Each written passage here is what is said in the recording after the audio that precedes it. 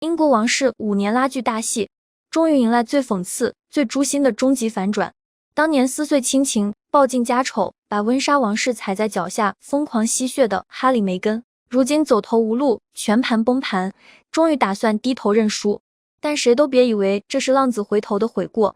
这是一场精心算计、极致双标的假性道歉、功利自救。2026年8月17日，多家英媒、王室独家消息源同步实锤，闹僵整整5年的哈里·梅根正在认真商讨筹备一份面向全球的公开道歉声明，专门向查尔斯3世国王致歉，弥补这5年王室纷争带来的裂痕与伤害。全网都在惊呼，嚣张了5年的萨塞克斯夫妇终于服软了。可只要扒开这份道歉的底层逻辑，你就会看懂，这是整场王室博弈里最精明、最无赖的一步棋。他们道歉，但绝不认错；他们服软，但绝不撤回所有指控；他们低头，只为强行蹭回王室特权续命。这根本不是亲情和解，不是幡然醒悟，是哈里·梅根商业彻底破产、人脉全面清零、负债压顶之后能抓住的最后一根救命稻草，是赌上所有脸面，也要强行重返英国，重启王室资源，盘活自己的人生棋局。今天我们就彻底扒透这场虚伪的道歉大戏，看懂王室三方最真实的权力博弈。威廉铁血守规，寸步不让；查尔斯心软纠结，被动拉扯；哈里·梅根假意低头，步步算计，以及这场道歉背后关乎不可征服运动会、王室回归资格、家族传承的终极死局。在所有人还在讨论哈里·梅根的道歉是不是破冰信号，王室会不会迎来和解的时候，整个王室最清醒、最决绝的人，威廉王子，早已提前锁死结局。他从头到尾没有一丝动摇，没有半分心软，用最冷酷、最彻底的态度宣告，无论哈里·梅根公开道歉多么诚恳，我永远不会原谅，王室核心圈层永远不会接纳。很多人误以为威廉是记仇，是小气，是放不下兄弟恩怨，大错特错。威廉的强硬从来不是私人情绪，是储君的责任，是王室千年规则的底线，是守护整个君主制的存亡大局。早在哈里放出道歉风声，试图靠温情牌博取同情之前，哈里就已经开启了新一轮的王室公关试探。他不止一次正式致函白金汉宫，多次公开、私下双重邀约，恳请查尔斯国王以官方王室身份出席2027年伯明翰不可征服运动会开幕式，亲自登台为自己站台造势。这场赛事是哈里毕生心血打造的退伍军人公益赛事，更是他目前唯一能拿得出手的公众名片。更关键的是，2027年伯明翰站是该赛事创办以来首次落地英国本土，是哈里回归英国公众视野、重塑个人口碑、重启商业合作的唯一黄金契机。哈里的算盘打得无比响亮，只要国王亲自官方站台，就等于王室公开盖章，认可他的身份，原谅他的过往，对外释放父子破冰、王室和解的强势信号。届时他就能顺势扭转全网负面口碑，重新绑定王室光环，拉回濒临破产的赛事赞助，盘活自己彻底崩盘的商业版图，甚至为后续回归王室公职铺路。可这一步看似温情的诉求，直接触碰到了威廉的绝对红线。得知哈里的邀约和深层算计后，威廉第一时间强硬否决，态度坚决，毫无商量余地，直接阻断了查尔斯心软破例的所有可能。而威廉的5大反对理由，条条直击要害，彻底撕碎哈里的回归幻想。第一，死守桑德林厄姆铁律，绝不允许双重特权。2020年伊丽莎白女王亲自敲定的桑德林厄姆协议，是王室不可撼动的终极准则。王室公职人员只有全进全出唯一标准，要么全职留在王室，承担公务，遵守规矩，放弃私人商业变现，要么彻底退出公职，放弃所有王室公共资源，完全经济独立。绝对没有一边脱离王室自由捞金，一边蹭王室官方光环的两头红利。在威廉眼中，国王一旦为哈里站台，就是公然打破女王遗训，默许哈里肆意践踏王室规则。第二，捍卫王室规则严肃性，杜绝因人破例。伊丽莎白2世2022年离世至今不过4年，她亲手定下的王室核心制度尚且余热未消，深入人心。如果仅仅因为哈里一句轻飘飘的道歉，就随意松动更改既定规则，会让全英国民众、全世界舆论认为王室规矩形同虚设，可以随意人情变通，彻底瓦解君主制的公信力与权威性。今日为哈里破例，明日安德鲁即可效仿，后天所有王室成员都能随心所欲进退，千年王室体系将彻底乱套。第三，敬畏女王一致，守住王室根本体面。女王一生恪守职责，秉公守规，用70年兢兢业业守护王室尊严。查尔斯和威廉两代人毕生都在延续守护这份基业。若为一己父子私情、兄弟情面破例，不仅是对女王的公然不敬，更是对历代王室坚守责任、恪守规矩的全盘否定，损耗的是整个王室百年攒下的民心与口碑。第四，预判舆论风险，杜绝王室再次内耗翻车。哈里过去5年靠爆王室黑料、卖家族隐私、炒作内部矛盾赚进天价流量，备胎回忆录、网飞纪录片、数次全球专访，字字句句都是对王室的抹黑与诋毁。一旦查尔斯官方同台站台，公众视线会瞬间脱离退伍军人公益本身，全部聚焦王室家庭内斗，再次引爆舆论争议，让王室陷入无休止的负面热搜，持续消耗君主制的公众支持率。第五，严格公私分割，杜绝公共资源私人化。威廉从未阻拦查尔斯以私人父亲的身份与哈里团聚，会见孙辈，维系亲情，家事往来全然自由。但国王的官方身份、王室的公共曝光资源、纳税人供养的王室公信力，属于国家公共资产，绝对不能拿来帮哈里做个人公关、洗白人设、拉拢商业赞助、谋取私人利益。这是王室公职的底线，没有任何妥协空间。除了公开否决国王站台之外，威廉用多年的实际行动，彻底划清了与哈里的界限。过去几年，只要哈里在英国开展任何公开活动，威廉都会刻意错开所有行程，坚决拒绝公开同框，拒绝任何形式的同台曝光。两人私下早已彻底断联，5年零交流、零互动，兄弟情分早已被哈里一次次的背叛与消耗彻底清零。前王室资深管家、深耕王室体系数十年的格兰特·哈罗德，在知名播客《皇室无禁忌》中直接把真相扒得底朝天，话术决绝，不留余地。就算哈里梅根真心实意公开道歉，威廉也绝对不会接纳他们，兄弟二人永远没有和好的可能。他点破了最核心的死结，王室乃至威廉心中的裂痕，从来不是一时的争吵，而是信任的彻底覆灭。哈里亲手将兄弟私谈、王室秘辛、家族隐私、内部矛盾全部明码标价卖给全世界，靠消费亲情、抹黑家人赚钱。这种根本性的背叛，是任何道歉都无法抹平的。普通人的亲情尚且经不起反复出卖，更何况等级森严、最重体面的英国王室。在威廉的认知里，自己早已没有这个弟弟，他守护的从来不是私人恩怨，是王室的规则、制度、体面与未来。哈里想要靠一句道歉、一场温情公关，就抹平5年的背叛，重启王室特权，纯属痴心妄想。如果说威廉是毫无波澜、铁面无私的制度守护者，那查尔斯3世就是这场大戏里最纠结、最拧巴的中间人。一边是血脉亲情、晚年天伦，一边是王室存续、千年基业，他始终在两端反复拉扯，进退两难。今年夏天，哈里梅根特意携阿奇、莉莉贝特全家返回英国，主动求见查尔斯国王。这场会面也成为了哈里心态转变、谋划道歉回归的关键转折点。很多人误以为这次会面是王室主动破冰，实则是哈里夫妇主动示弱、上门试探的第一步。本次会面全程细节极度严谨，彻底打破此前不实传言。会面地点选定查尔斯私人海格罗夫庄园，全程规避白金汉宫官方场地，剥离所有公职属性。为了杜绝梅根私下泄露、炒作私密谈话内容，庄园全程严格管控电子设备，所有随行人员、哈里夫妇2人全部禁止携带手机、录音、录像设备，从根源上杜绝素材外泄。整场会面仅持续1小时左右，全程为简短的家庭下午茶交流，没有留餐，没有留宿，没有任何私下深度密谈。卡米拉全程在场陪同，全程见证，既是陪伴家人，也是规避后续舆论风险，防止单方面说辞炒作的关键制衡。整场会面只聊家常，不谈公务，不谈过往矛盾，不谈回归事宜。白金汉宫仅发布一句极简官宣，无任何配图，无任何细节通稿。最大限度低调处理。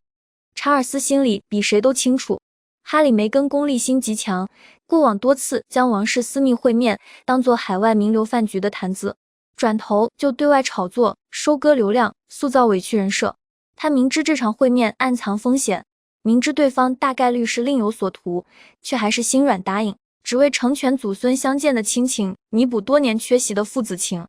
可即便万般心软，查尔斯始终守住了国王的底线，没有半步越界。他可以接纳儿子的亲情示好，可以让孙辈承欢膝下，但绝不会拿王室的规则公信力为哈里的私欲买单。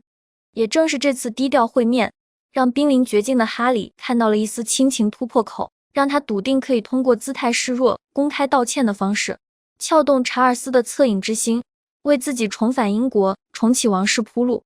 很多人看不懂，为什么哈里梅根宁愿低头道歉，也不肯收回当年的指控。看懂他们精心打磨的道歉逻辑，你就会明白，这根本不是悔过，是精准利己、零成本博弈的顶级公关套路。根据雷达在线、每日快报、太阳报等多家权威外媒联合爆料，哈里梅根目前商讨的公开道歉声明，经过了团队反复打磨、多轮修改，话术极度圆滑，私心藏得极深。这份声明的核心逻辑只有一条：我为关系破裂造成伤害道歉，但我绝不承认自己当年的控诉是假的，绝不撤回任何抹黑王室的言论。简单来说就是，我道歉，我低头，我示弱，但我没错。我可以承认这5年纷争让家族受伤，让亲情破裂，但我依然坚持当年的所有指控。王室存在种族歧视，王室氛围令人窒息，自己遭受不公对待，身心备受伤害。王室内部消息人士直接拆穿了这场骗局的核心。哈里梅根的道歉目的是博取国王尊重，修复表面亲情，争取回归机会，绝非自我否定，绝非认错悔过。他们始终认定自己当年脱离王室、公开爆料、控诉家族的所有行为全部合理，全部正当。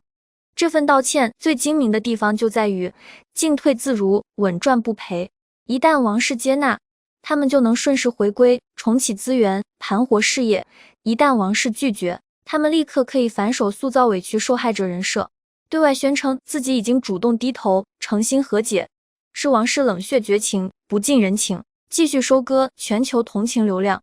要知道，就在短短几年前，梅根还公开喊话，要求温莎王室全员向他公开致歉，为他在王室遭受的委屈、不公、精神伤害买单。短短数年，从我要你们道歉到我假意向你们道歉，态度反转的背后，根本不是良心发现，而是彻底走投无路的绝境自救。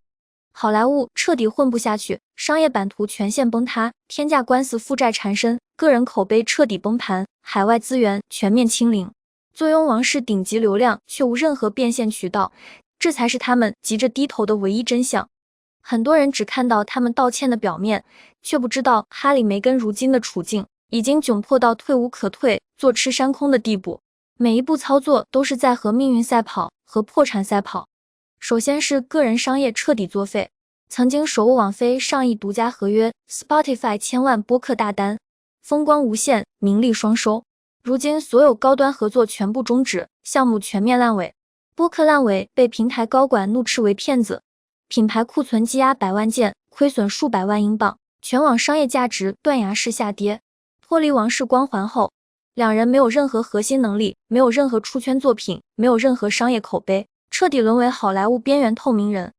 其次是个人身价暴跌，收入清零。哈里巅峰时期单场商务演讲酬劳高达120万美元，如今降价至5万美元一场都无人问津，高端名流圈层、国际品牌全部避之不及，生怕被两人的负面口碑拖累。最致命的是不可征服运动会的全面危机，这项哈里唯一的核心事业，如今深陷巨额资金缺口与舆论危机。2027年伯明翰本土赛事目前仍存在2300万英镑的巨大资金窟窿。英国政府原本承诺的保底拨款设置了严格前置条件，必须先自筹足额民间赞助才能分批放款，目前仅落实300万英镑，缺口极大。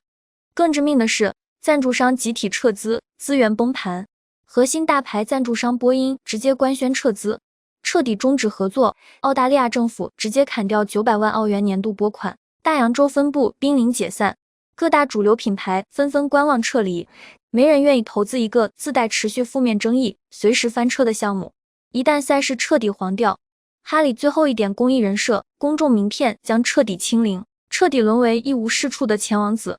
除此之外，天价官司债务压顶，哈里起诉《每日邮报》窃听案件彻底败诉，需要独自承担双方全部诉讼费用，总金额接近5000万英镑，折合人民币超4.6亿。诉讼保险仅能赔付1600万，剩余3000多万的巨额窟窿，必须自掏腰包填补。而两人的日常开销更是吞金巨兽般持续烧钱。加州豪宅房产税、维护费、私人24小时安保团队、4名常驻保镖、子女贵族学费、佣人薪资、私人飞机出行，每年刚性支出保底600万美元，日均开销超2万美金。即便已经裁员80%，砍掉大部分公关预算，更换廉价团队，依然入不敷出。戴安娜留给哈里的1000万信托基金，经过6年持续挥霍、填坑、打官司，早已濒临耗尽。正是在这种全盘崩盘的绝境下，哈里终于官宣最新规划，开启全面回归英国的自救布局。他正式宣布将大幅增加返英频率，未来每隔几个月就跨大西洋返回英国，持续参与本土慈善事务，重启王室赞助人身份，深耕英国本土公众视野。下个月9月，哈里将率先开启首轮回归，独自返英停留1周，出席长期担任赞助人的 Well Child 儿童慈善颁奖典礼，提前铺垫回归口碑，试探英国民众与王室态度。他的终极目的无比清晰，以慈善为跳板，以亲情为幌子，以道歉为姿态，一步步突破王室防线，实现半回归，重新蹭回王室光环、资源、背书，救活自己濒临破产的事业与人生。哈里梅根至今最大的误区，就是天真的以为王室是家庭，是人情，是父亲一句话就能通融的私事。可他们折腾5年，耗尽红利，跌到谷底，才终于明白，英国王室从来不是私人作坊，是绑定国家脸面、制度规则、千万人利益的国家级体系。查尔斯可以做心软的父亲，接纳他们的亲情示好，允许祖孙团聚，维系表面家庭和睦，这是家事，人情可控。但王室公职、官方资源、公众背书、制度破例，这是国事，从来不是国王一人可以私自决断的。白金汉宫幕僚、法务、公关、行政团队、英国议会、政府部门、安保体系，乃至千万英国纳税人，全都是这套体系的守护者。所有人都清楚，哈里是王室最大的不稳定隐患，是持续消耗王室口碑、撕裂君主制形象的定时炸弹。没有人会为了他的个人私欲，冒着丢饭碗、毁体系、损公信力的风险，为他破例开绿灯。回看王室100年铁律，从来没有半退半进、两头得利的先例。1936年，爱德华8世为爱退位，终身流亡海外，彻底剥离所有王室权力与光环，哪怕万般不舍，也绝无回头余地。当代尤金妮·比阿特丽斯公主拥有私人职业，不参与核心公务，就绝对不享受王室官方资源与纳税人供养。爱丁堡公爵夫人索菲为适配王室身份，彻底放弃自己深耕多年的公关事业。王室的规矩从来都是一视同仁、铁面无私，唯独哈里妄想打破千年惯例，既要美国的自由捞金，不受规矩束缚，又要英国的王室特权、光环背书，既要反复抹黑家人、撕裂家族，又要王室无条件包容、兜底、成全。更讽刺的是，即便如今低头道歉、主动示弱，两人依然死性不改、私心不减，一边谋划道歉回归，一边不肯放下所有争议指控，一边想要蹭回王室资源，一边依然保留海外私人商业变现的路径。从头到尾，没有一丝真正的反思与悔过，只有走投无路的算计与自救。威廉看得最透彻，所以他全程冷漠，绝不松口，绝不原谅。他清楚，一旦给了哈里一丝缝隙，对方就会得寸进尺，步步蚕食，再次把王室当成收割流量、变现利益的工具，重蹈5年内耗覆辙，持续透支王室1000年根基。这场迟来5年的道歉，终究只是一场自我感动的闹剧，一场功利至上的博弈，可以换来短暂的亲情缓和，却换不回破碎的信任，可以博取一时的舆论同情，却破不开森严的王室规则，可以勉强靠近王室大门，却永远踏不进核心圈层。靠背叛亲情赚来的快钱，终会彻底耗尽；靠叛逆人设攒来的流量，终会彻底消散；靠投机算计换来的机会，终会一无所获。